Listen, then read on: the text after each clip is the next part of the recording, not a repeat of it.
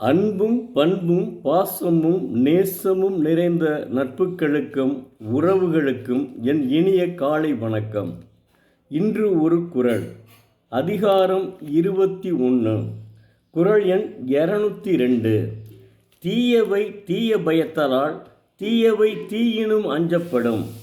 தீய செயல்கள் தீமையை விளைவிக்கும் தன்மை உடையவனாக இருத்தலால் அத்தீய செயல்கள் தீமையை விட கொடியனவாக கருதி அஞ்சப்படும்.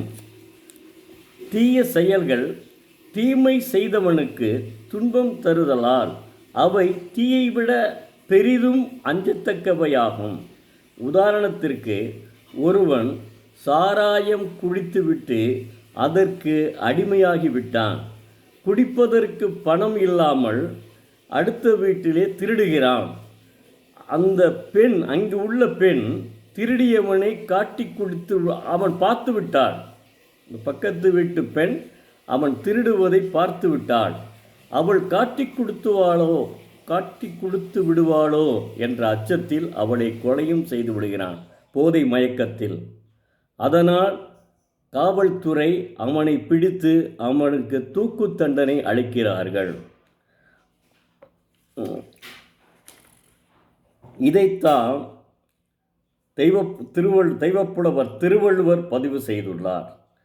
தீய செயல்கள் எவ்வளவு கொடுமையானது என்பதை தெரிந்து அந்த தீய செயல்களை செய்யாமல் நல்லவனாக வாழ வேண்டும்.